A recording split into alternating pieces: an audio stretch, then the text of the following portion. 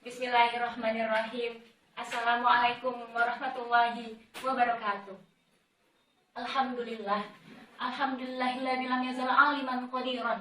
Wa sallallahu ala sayyidina Muhammadin alladzi arsalahu ilan nasi basyiran wa nadhiran. Wa ala ali Muhammadin wa sahbihi wa sallama tasliman katsiran. Rabbi shrah li sadri wa yassir li amri wahlul 'uqdatam min lisani yafqahu qawli, amma ba'd. Usai kita panjatkan segala puji bagi Allah Subhanahu wa Ta'ala, seyogianya kita merasa diri kita amanah kerdil di hadapan Allah Subhanahu wa Ta'ala. Sejalan kita panjatkan segala sholawat kita kepada baginda kita, junjungan kita, Nabi besar Muhammad Sallallahu Alaihi Wasallam. Seyogianya kita panjatkan, kita patrikan dalam ingatan kita bahwasanya beliaulah sebaik-baiknya barometer dalam amal dan perbuatan kita. Ingat sabda Nabi besar Muhammad Sallallahu Alaihi Wasallam, khairun nasi man tala umruhu wa hasuna amaluhu wa syarrun nasi man tala umruhu wa sa'a amaluhu. Sebaik-baiknya manusia adalah yang panjang usianya dan baik amalnya, dan seburuk-buruknya manusia adalah yang panjang usianya dan buruk amalnya. Mengingat tentang usia seakan mengisyaratkan kita tentang kesempatan kita dalam beramal, dalam berkelana di atas ladang perbekalan ini yang sementara ini, yaitu dunia. Perjalanan kita saat ini diibaratkan sebagaimana perjalanan yang singgah dari pelabuhan satu ke pelabuhan lainnya. Dari pelabuhan alam arwah menuju pelabuhan alam rahim, yang kemudian kita dilahirkan ke pelabuhan yang bernama dunia. Dan di mana di dalamnya akhirnya kita memiliki ajal dan berpindah ke pelabuhan alam barzah, yang kemudian kita melanjutkan ke pelabuhan selanjutnya, yaitu pelabuhan akhirat. Lalu perjalanan kita di dunia ini bagaikan seorang musafir yang dimana dia menuju tujuan akhir, yang dalam perjalanannya sesekali dia bersinggah sementara di bawah rindangan pohon, yang kemudian melanjutkan perjalanan selanjutnya menuju tujuan akhirnya. Sebagai umat Rasulullah SAW telah dikabarkan bahwasanya kita memiliki usia yang tidak lebih banyak daripada usia yang dimiliki oleh umat-umat terdahulu. Maka tentu hal ini akan berimbas kepada kesempatan kita dalam beramal dan beribadah. Akan tetapi dari sanalah akhirnya Allah memberikan berbagai kekhususan, keistimewaan yang Allah berikan khusus bagi umat Rasulullah yang tidak Allah berikan kepada umat-umat selain umat Rasulullah, yaitu kesempatan beribadah yang Allah kali lipatkan, di antaranya seperti Lailatul Qadar, bulan Muharram, dan masih banyak lainnya. Bifadlillah, kita memiliki kesempatan dalam beramal dan beribadah yang Allah luaskan, yang Allah lipat gandakan. Akan tetapi, akankah hal itu menjadi kabar gembira bagi kita, ataukah malah menjadi bumerang dan menjadi ujian bagi kita? Kita telah merasa mendatangi, memenuhi seluruh kewajiban. Pantaskah kita merasa untuk terbebas daripada dosa-dosa? Kita telah merasa mendatangi berbagai macam perkara sunnah. Akan tetapi pantaskah kita merasa diri kita telah dihiasi oleh amalan-amalan ibadah yang sunnah? Ada dua hal yang perlu kita ingat lagi. Yang pertama, bahwasanya Allah masih samarkan di mana keridhaan Allah terhadap amal-amal ibadah kita. Kita ingat peristiwa Lailatul Qadar. Bahwasanya Allah masih menyembunyikan keberadaan yang pasti akan malam Lailatul Qadar. Allah telah berjanji akan melipat gandakan ibadah kita di malam tersebut, akan tetapi masih Allah sembunyikan, masih Allah samarkan di antara malam-malam ganjil yang ada di dalam bulan Ramadan. Semua itu berhikmah agar kita senantiasa mengambil seluruh kesempatan yang ada dalam bulan Ramadan. Maka sama dalam perkara amal ibadah kita, Allah masih samarkan keriduannya, yaitu agar Allah melihat bagaimana hambanya mengambil seluruh kesempatan yang ada dalam mengambil amal dan ibadahnya.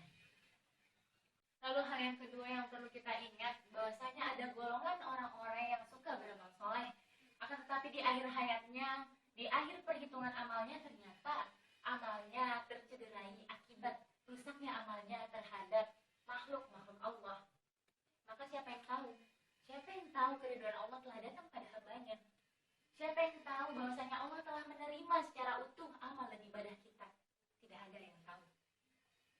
Maka wahai sahabat semua, mari kita sama-sama mengingat bahwasanya di samping amal ibadah kita, antara ibadah kita kepada Allah, masih ada sesuatu yang perlu kita ingat lagi.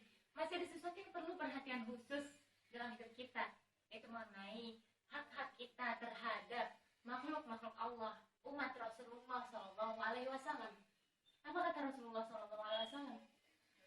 kana yu'minu billahi wal yawmil akhir falyaqul khairan aw liyasmut. Ada dua perkara di sini. Ada dua indikasi yang perlu kita ketahui di sini.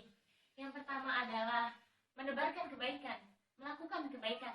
Dan yang kedua apa? Yang kedua adalah menahan diri kita dari perkara-perkara keburukan.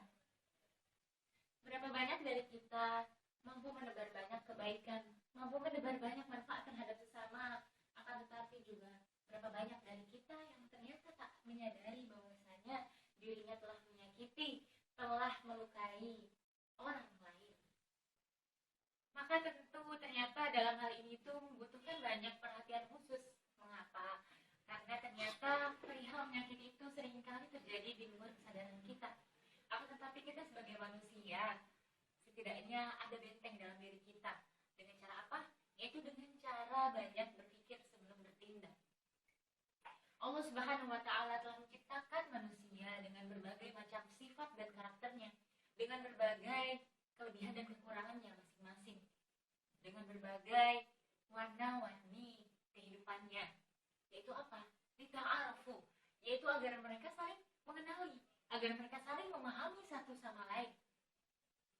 Perbedaan manusia di sini bukan berarti malah menjadi bumerang bagi kita, akan tetapi sejatinya dia justru menjadi ujian, menjadi pelajaran bagi kita bahwasanya kita sebagai makhluk sosial, kita sebagai makhluk yang saling membutuhkan satu sama lain itu membutuhkan kerukunan dalam perbedaan yang ada. Bagaimana kita menjaga ego kita, bagaimana kita menetralisir perbedaan di antara kita, dan bagaimana kita bisa menjaga perasaan terhadap sesama makhluk Allah. Dikisahkan juga oleh Sayyidah Aisyah radhiyallahu anha bahwasanya Rasulullah SAW merupakan pribadi yang sangat membaca keadaan, yang sangat memahami bagaimana karakteristik orang yang ada di hadapannya, sehingga beliau sangat memahami apa yang harus beliau lakukan sebelum beliau mengambil tindakan. Maka sebenarnya kunci dari persoalan ini adalah mendasari perilaku kita, mendasari rumusan perilaku kita dengan santun, dengan kesantunan dan kasih sayang.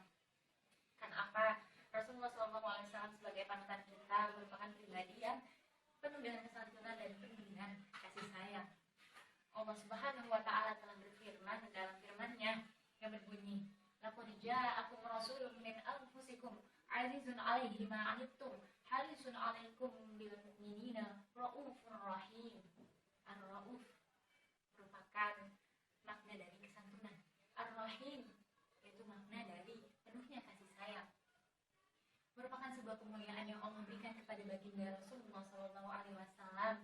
Allah sematkan dalam sifat Rasulullah dua nama agungnya, yaitu Ar-Rauf dan Ar-Rahim.